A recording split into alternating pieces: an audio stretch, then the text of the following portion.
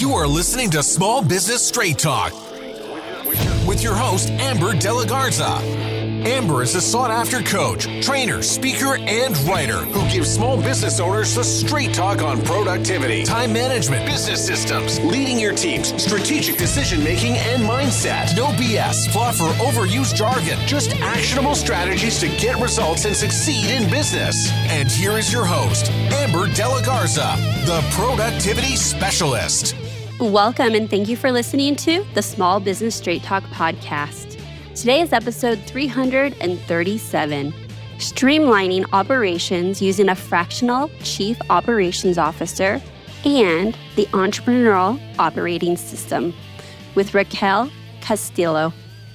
If you're a small business owner who wants to learn effective business strategies, improve time management, and elevate productivity to maximize profits, reduce stress, and make time for what matters most, then you're in the right place, and I'm so glad you've joined me.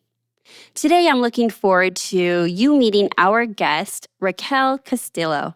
Raquel is a seasoned fractional chief operating officer and integrator for companies running on EOS. Entrepreneurial Operating System, specializing in streamlining operations, building self-accountable teams, and utilizing the EOS business framework. She partners with visionary leaders to develop tailored strategies and ensure team accountability. Empowering business owners to focus, Raquel's mission is to help business owners build attractive companies and cultures. Now you can see why I invited her. I really wanted to introduce this concept, if you have not already heard about it, the EOS system, and also talk about what does it actually look like to work with a fractional COO? When are you ready? When is your business ready? What are the key ways to work with a fractional COO to get the most out of that relationship? Before we dive into that conversation, I want to share some good news with you. Have you considered private business coaching with me?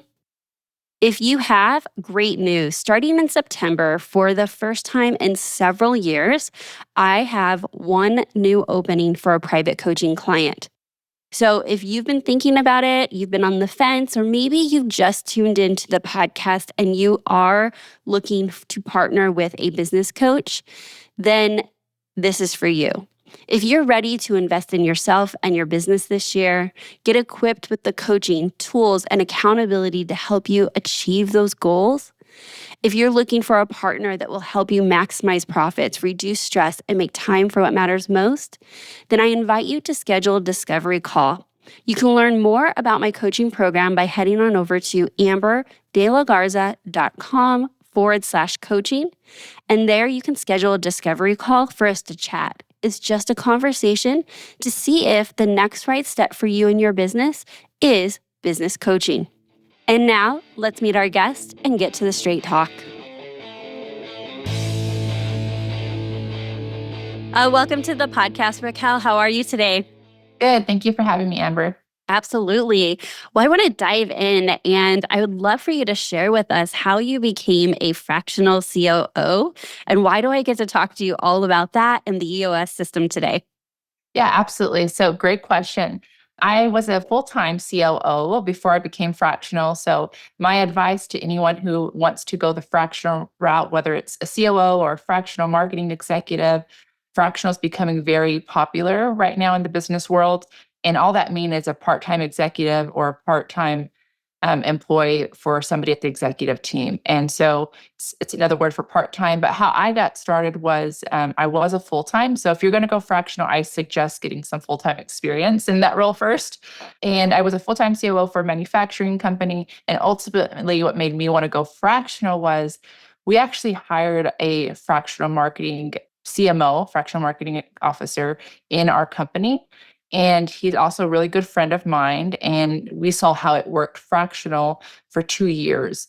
And so I saw that he was doing things very well. And I also wanted to have a little bit more life outside of work. I have 2 young boys, ages 5 and 7. So while I am, a leader, I'm also a mom. And so Yeah. that's very, very important to me, is raising my boys and being present with them. And so I try to figure out, how can I still do what I love and serve people in businesses well, but also be able to be present with my boys and pick them up at 3 p.m.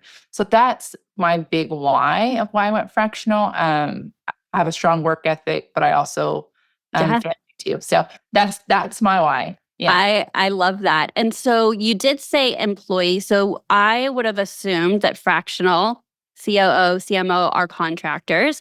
So do you really embed as an employee into the company, or are you an outside contractor?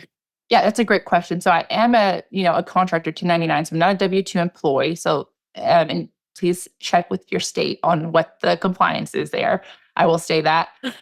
But so there is a lot of legal situations going on right now within the HR of what's feasible and not. Ultimately, if you have a contract with your client, and I act as a fractional, as an executive with the team, making decisions on behalf of the company. So while I am a contractor, I really, for me, what a fractional looks like is ingrained in the team, having having led people before and is sitting on a leadership team where I have direct reports underneath me. So I really am that middleman between the team and the CEO. And for me, my goal is making sure that the team needs what they need, and then the translation between CEO and the rest of the company. So yeah, you're kind of playing that middleman, and so that's kind of. Yeah. Yeah. We spoke briefly before we hit record, and you cleared something up, which I also had this assumption, is that a fractional COO is like very part-time, like more like a consultant, a few hours a week. And for me, you spoke to that and said that's actually not what it looks like. Yeah. And with that assumption that I've had and experience, I've actually talked to other fractional COOs, and they're very kind of hands off and high level.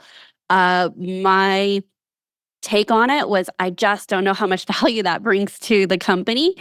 Our businesses are big, they move fast, there's a lot going on. And when you're leading people, how do you do that in just a couple hours? So would you like to speak to that of, part-time versus fractional, and how much time are you invested with each of your clients?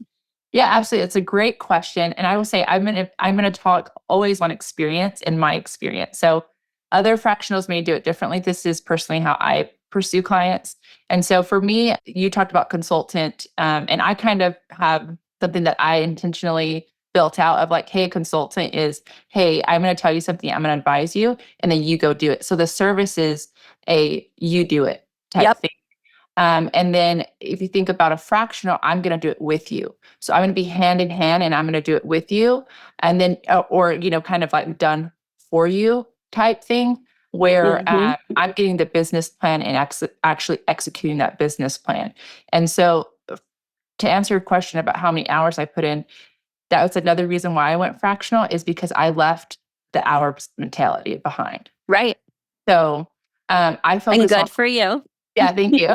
Yes, So my focus is outcomes versus hours. Obviously, you have to put some kind of time commitment to that. So some weeks it looks like 12 hours for my client. Other weeks it looks like 15. Some weeks it looks like 5 if we like have it's a seasonal thing and it's super low. Other weeks it may look like 20 hours a week. And so for me in my capacity, I like to take on 2 actual fractional roles. And then, I may do some consulting here or there, but actually ingrained with the team. 2 is my capacity because I'm actually ingrained with the team, understand their business from top to bottom, their revenue numbers, everything. I'm meeting with their team weekly. I'm meeting with the CEO biweekly. And how I'm doing it is through the EOS framework, which is the Entrepreneurial Operating Framework. And that's the reason why that works is because EOS, that framework, focuses on goals, or what we like to call rocks, every quarter. And so what that looks like is having outcomes versus hours. So I will commit to a client, hey, I will do one or 2 goals that will move your company forward in a big way. So it's, if you don't have any SOPs, we're going to implement a software to get all your SOPs documented, and that's a big quarterly goal that I'm going to try to hit this quarter. So it's something that actually moves the company forward rather than, little tasks. Yeah. And for clarity, it doesn't mean you're doing the SOPs, you're leading the team and getting the resources and, You're in 100%. it, but you're not solely in it to get this goal to the 100%. finish Yeah. line. Yeah. Yeah, that's great clarity. And it depends on the size of the company too. So as a fractional, you get to choose, what kind of clients you work with. And I have polar opposites currently. So I have one client who's a team of 15 and one client that's a team of 400. That looks total opposite on what I'm doing. And the 400, I'm not doing, well, I try to because sometimes, that's just, I have to learn how to delegate too. It looks very different. There's enough people to do stuff in there. They just need direction and they need to focus working on the business when they're just so ingrained on working in the business head down. And Right. so on the other aspect, I am a little bit more hands-on because it's a small team. They need expertise and they're learning. Those managers and leaders are very young and they're learning. So it is a lot of more hands-on there. Okay. And did both of those companies run on the EOS system before you were there, or was that one of the rocks you implemented when they first became a client? Yeah, great question. So both of them actually are new to EOS. And EOS, for those of you who are listening or watching, it is, like I mentioned, Entrepreneurial Operating System. You can find at eosworldwide.com, find more information. It's essentially a framework. There's a million out there. So there's like scaling up, there's different ones. EOS, I found it and we self-implemented in the company I was working for before as a full-time COO. And I saw how it not only, it just brought accountability to the people, to the team. And so what I'm passionate about is people and process.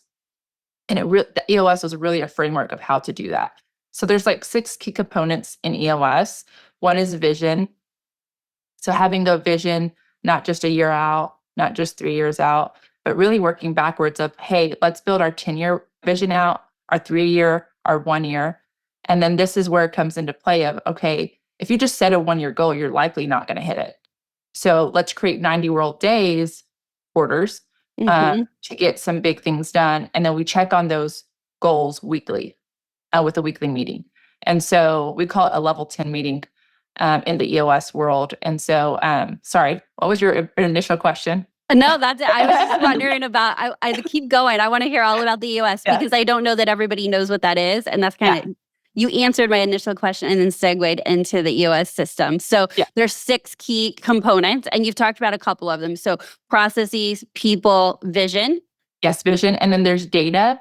So we want to, in our L10, we track weekly metrics that lead us to our ultimate goal for the year or for the quarter. And so data is a big component of a business. I mean, if you can't, if it's not being measured, it's not being managed, is kind of the philosophy around that. And then the other one is issues, which comes to a point of if you're not talking about issues, how are they getting resolved? How do you know that they're handling? And we talk about those issues on a weekly basis. We have open and honest conversations with our teams and build healthy cross-functional cultures to bring out the issues that maybe accounting's having with sales, but they're not really talking about it. And so we get them in a room together and say, hey guys, is this, what kind of issue is this? This is an EOS pure, what I'm about to say, but this is my philosophy on issues, is issues can kind of be into 3 buckets. Typically, if something's going on in your business or your department, it's either a people issue, a process issue, or a product, service, or actual tangible product. And so if you can group your issues into one of those buckets, it's likely you'll get to the root of the issue. And that, when you talk about the root of the issue, is what builds traction, which is the last six key components. Okay. All right. And then when you get a group of, I'm just interested, like I'm thinking back to my corporate experience and thinking how valuable it would be if you got 2 department heads in the same room. I mean, like I probably wouldn't be a business owner today if that had happened back when I was in corporate. The culture was go back to your department, go focus on you. Don't come over here and mess with my department. Which is, you mentioned the word, this what was the word? Cross-functional. Cross-functional. And that you guys are in a room to solve a challenge, even if it's accounting that brought it to sales. So valuable. But so then let's assume that you bring up this issue and then we all agree it's a process issue. Yeah. it takes the egos, it takes the personality conflicts out of it. It's like, let's solve for the process. I can imagine that's how that would work. Oh yeah, and the reason why I like to group those into because you said the word that I love. We're taking egos out of the room. Mm-hmm. Like, hey, everyone, we're here for the better of the company. How do we focus on working as a team? And if we can say, oh, you did this or you did, and we just say, hey, this is a process issue. How do we fix it? And honestly, a lot of times sales doesn't know that they're affecting accounting in this way. And they're like, I am so sorry. Like, I didn't know that this one little thing in my process that I'm missing affects you in a big way. And so really it's just communicating of like, hey, how do we make it better? If we can't document a process, there's no room for improvement. Yeah. Yeah, absolutely. So I'd like to loop back into your role with those 6 key areas. So as a fractional COO, what does your day-to-day look like? How do you serve on those 6 key areas? Yeah, absolutely. So I want to also hold on to something. As a fractional integrator, you asked a question earlier if those clients are running on EOS or they're new to EOS. Both of those clients are new to EOS. And so as a fractional integrator, I partner with implementers, which implementers and integrators are very sound similar, but they're not the same. And so I partner with implementers to teach, train, and facilitate. So that's the role of EOS, of those 6 components. So those 6 components, each of those go into deeper tools and resources that you can dive into. And so an implementer is really there to teach those tools to the team. And I'm in the day to day. And so to answer your question of what does my day to day look like, really, I have a cadence of weekly, biweekly, monthly. And so weekly, what does that look like? L10. So like I mentioned, getting cross-functional departments together, solving issues for 90 minutes. We have a 90-minute meeting, solving core issues, going over metrics. And we're developing all of these metrics in our initial implementation with an implementer. And so that's on a weekly basis dealing with that. I'm also having one-on-ones with my direct reports. So the heads of each department and saying what's working, what's not working, what do you need from me? So it's really a servant leadership thing of not really saying I need XYZ from you, but really listening and saying, hey, these are the issues that are going on in my department and the things that I like to bring to you, or it kind of changes. So my day to day, I have a cadence of weekly, biweekly, and monthly. But last night I had, the CEO had something come up, and he was like, "Hey, do you have a couple of minutes? I need to run something by you." So really, that partnership of collaborating with the visionary. And so I like to take on 5 responsibilities. This is my philosophy, and also is an EOS philosophy of simplicity. Is every role should at least have 5 responsibilities, and sure you could add 6 or 7, but it simplifies the role. So as an integrator, fractional integrator, when I work with my clients, typically sometimes it changes a little bit depending on the size of the company, but more than likely I am, managing the relationship with the CEO, being an advisor, a strategic advisor to them.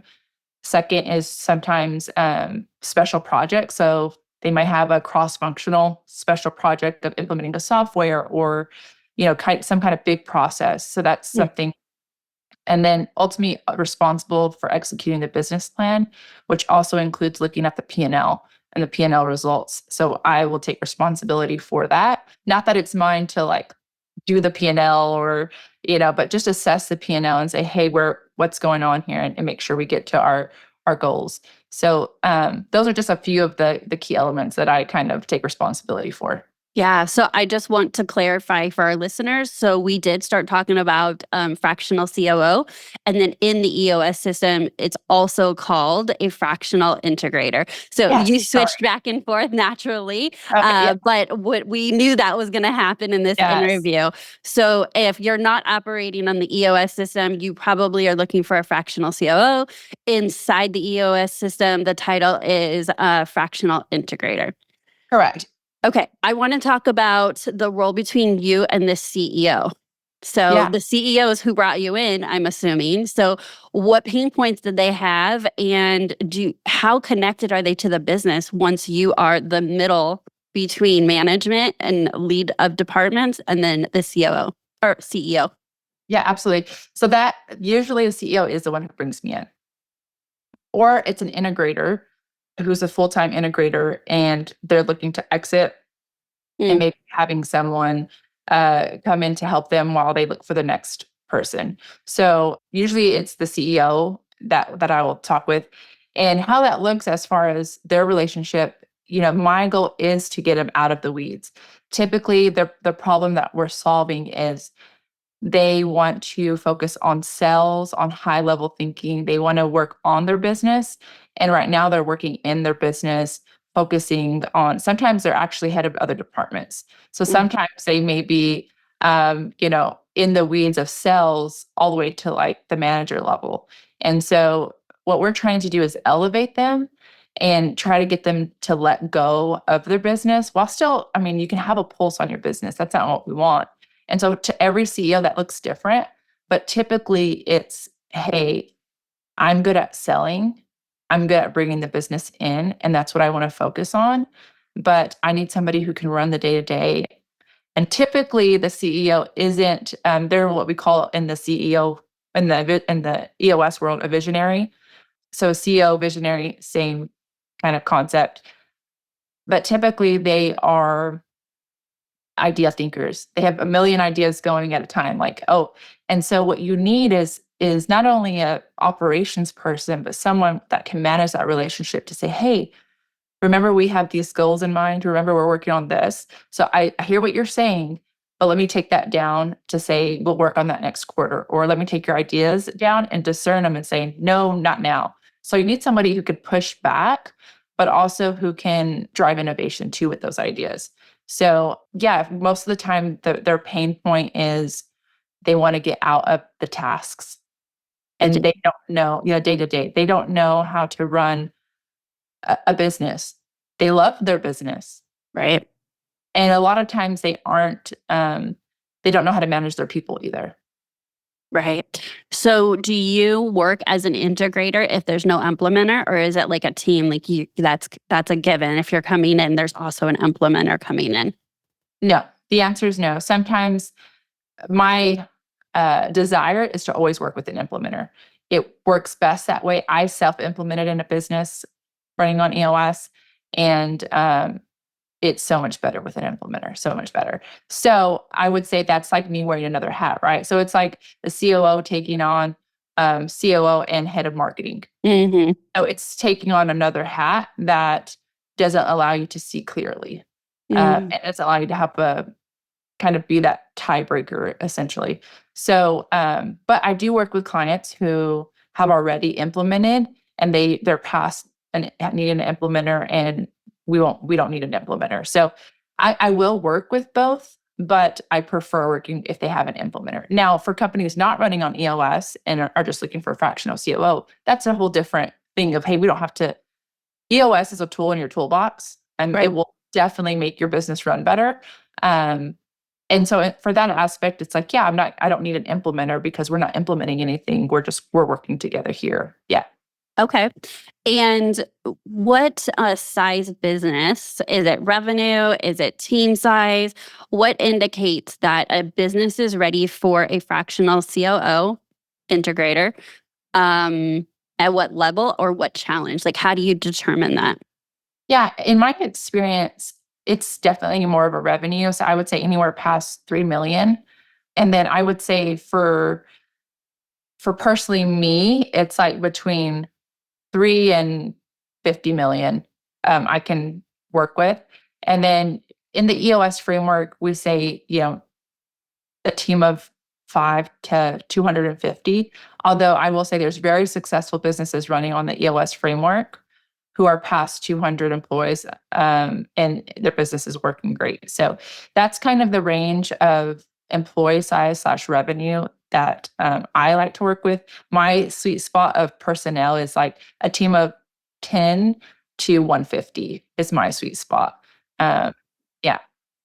And why would a business choose fractional over full-time? Is that a need decision? Is it a financial decision, a combination, or maybe even something else? Yeah, honestly, I think it's a combination of the two. One, financially, you're not paying for someone full time, right? Right? So it's fraction of the cost depending on what your needs are.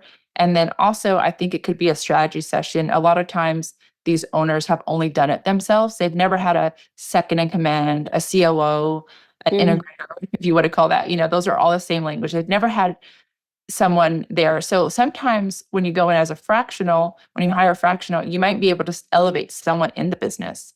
So someone in the business may be able to elevate, or you may need to hire from the outside. So a fractional can help the CEO determine what they need.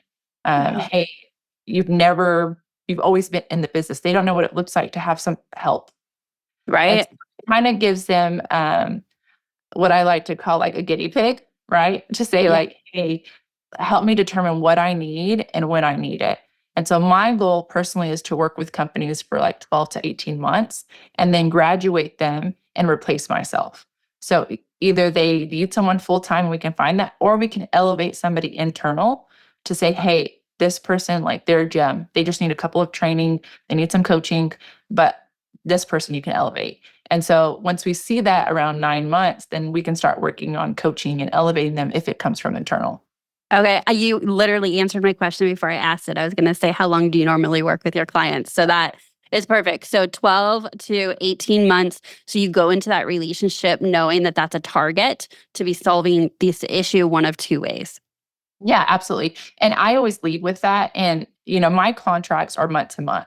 So if it's not working out for my client, or if I'm not a good fit, or vice versa, we can go our separate ways, and it's fine. I want the Mhm. best for the company, and so I have a month to month contract. But I always tell them up front, my goal is to reach this. I also have a little check mark that says like, okay, well done. You know what I mean? So Yeah. I don't want to go into companies for 3 months. To me, that's not real change or impact. But if I can go into a team and really see their culture change and see them like adapt accountability, to me, that's a win. Yeah. So coming in from the outside, how are you received from the team? Like, Oh, this is a great question. yeah, like when I hear you could be there for a month, you could be there for 12 months or 18 months, you're coming in with these ideas, you're changing things up. How is that received? I've had two different experiences, and I kind of put them into two buckets. But it's been so good because another thing is, yes, for those who need a fractional, you get outside perspective that the benefit there is you don't have any emotional history. So there's Hmm. no history, there's no context, there's no politics, Yes. there's no egos. So that's one thing I will say. So that's interesting, being received by the team. I had some very honest and open conversation. My motto is care and candor. So I will be as like, I want to care for you personally, and I want you to give it to me straight. And I Yeah. have the same in return. And so I had a team who had been in an industry, these are professionals who know the industry 25, 30 years tenure in this industry. And here I am, new to this industry, never been in this industry before. And they're like, what are you going to do for us? And so they took me it was a respect thing. So we definitely had respect for one another, but they didn't understand how I could add any value if I didn't know the industry. And so I will say, when it comes to EOS and the EOS framework, that's industry agnostic. Like, you can go into any industry and it's a framework that you're building. But I will say, this last meeting we had, a gentleman said, in 9.5 years, we've never been this open and honest with each other as a team. Mm, And that, like, big win, because at first they're just hesitant, like, what can you bring? What can you offer? And then when I just start getting to know them and then understanding what they do in the business, the CEO doesn't even know what they do. hmm. And so there's a voice for them that says, oh, wait, you get it. You understand what I do. Um, and so I think a lot of times they come in thinking I'm going to tell them what to do. Right. And actually, I'm just trying to bridge the gap. And they And so, probably needed it, whether they knew it or not, they needed that. And so once they start seeing those results, they're probably much more welcoming. yeah, absolutely. So when you go in, you've got these clear glasses. Like, I don't want to skip over that. Like, you're coming in from the outside, and what you said was there's no context, there's no ego, there's no politics. And so then you're really able to see things probably clearer than anybody else, certainly even more than the CEO, because we all agree when you're in the weeds and it's your baby and you're connected to it and you grew up in the business, you can no longer see as clearly. So you're cutting through all of that. And then now you are assessing and making recommendations to the CEO as to like biggest pain points, concerns, challenges. So that value of not being in their business and coming from the outside is incredible. Yeah, I'm actually really loving having those lenses clear because I'm also a person who I want to win too. So Mm, yes, I love people and I want to, there's something about trust that allows you to, whether, people always say, you can't care about your people in business. That's what, corporate will tell you. It's not true. You can care about your people and care about your business and you can win. Both can win. And for me, it's also about seeing that once teams realize what is happening in their business or take a step back and just assess, they become more likely to win. So we're also seeing like, yes, emotional wins and clarity there, but also on the numbers, like, hey guys, we're all focused on the same goal and this is what we need to hit. And mhm, so it becomes a thing of accountability. But yeah, going in just clear eyes, I think that's like the biggest benefit, but not only for the client, mhm, but honestly, personally, it has been a personal win for me because working in a company where you're in it and you're in the weeds as a COO full time, you do get emotional attachment to things and mhm. people. That's just the reality of it. And it is hard to step back and look. And so I almost have a less emotional attachment to what my job is there to do. Yeah, I can totally see that. So there's one more topic I want to talk about, and you kind of teased it, and it was that the CEO is redefining their role when you come in. And I see this a lot with my clients and business owners that once they start scaling and they're literally firing themselves from different roles in the company, they're kind of lost. They don't know what their new identity is. I always call it an identity crisis. And if you're having an identity crisis, then you are not being productive because you don't know what it is to be productive in the business any longer. Yeah. So, can you just share some experience or how do you support the CEO in finding their new identity with you coming into this role, coming into their company? Yeah, absolutely. So I'll first say that there is this, you said it just perfectly of like, okay, identity crisis. Like if I give you control of this, and to be honest, they're not giving me control. And that's what I like to like, they think they're giving me control, but they're giving their team control Mm, because I am not doing, I am helping and I'm strategizing and I'm moving things. But my goal is to let the team take responsibility and ownership. And so it's very interesting because they get to this like, well, what am I going to do? What do I have time for? Like, and yeah. so a lot of times I've noticed that CEOs like the R&D space. They like the research development if they're product people, or they want to create all the content. Like, oh, I'm good at this. So one, we need to figure out what you're good at, what you're Hmm. good at. And so there is a tool in the EOS world called Elevate and Delegate tool. And so there's kind of like four quadrants. And we really want to identify what they're great at and what they love to do. And anything else we want to try to delegate out. And then sure, there might be some stuff we still keep there. But I think it's really important for a CEO to understand what the CEO enjoys and not to try to take everything out of their plate. Because sometimes I do see fractionals or COOs wanting to just take everything out. Well, you hired me to do a job, and you need to give me everything. And that's just not realistic. There's baby steps. Yeah, and I would just say that also disconnects them from the business so much that either there's going to be huge resistance or they're no longer as invested because there isn't that thing that they love to do. And if we're all being honest as CEOs and business owners, if we could create a business so that we could only do the things we were great at and loved, like isn't that like true success? Like Yeah, absolutely.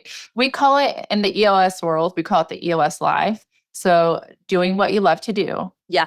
working with who you want to, like the people around you, getting compensated fairly, Hmm. and having passions for things outside of your business. So, I always encourage, okay, have you worked out? Well, I've been wanting to, run a marathon.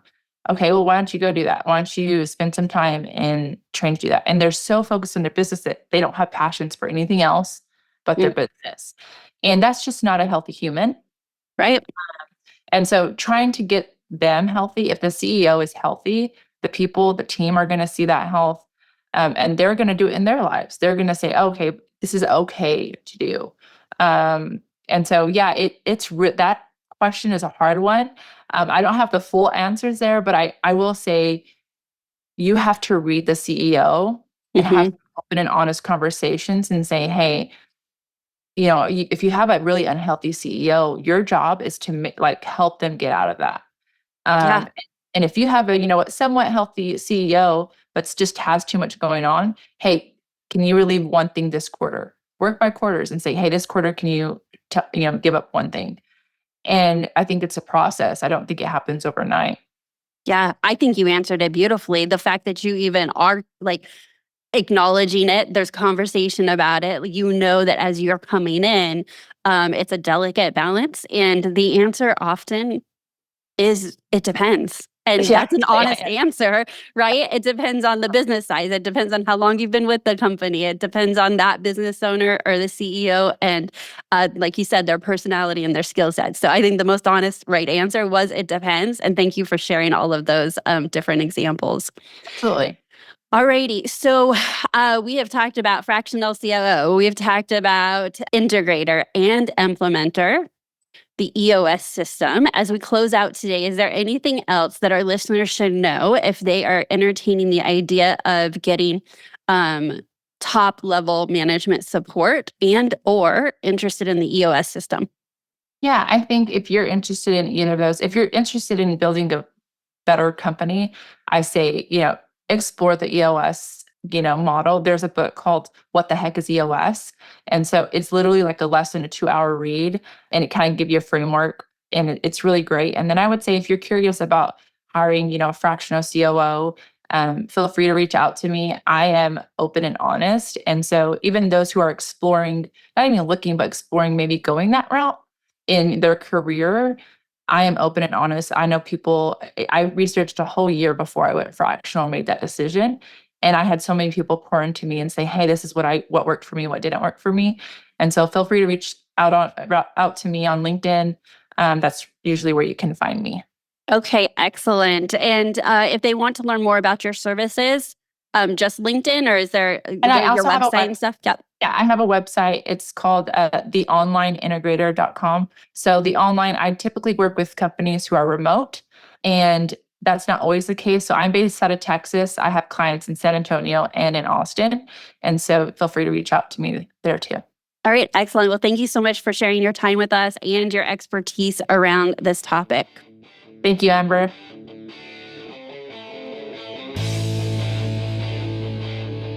I have loved having you listen to this episode of the Small Business Straight Talk podcast. And I sure hope you found our conversation to be insightful and encouraging you to seek outside the normal employee-employer relationship for support in your business. I love highlighting ways that you may or may not have been aware of to get support because it opens up the creativity and the ideas of how you do not have to do this alone. There are so many people out there that are incredibly skilled and have expertise. And now, more than ever, we have this amazing opportunity to have this fractional support. You don't have to be in a place in your business where it's either all or nothing, full-time employee or nothing.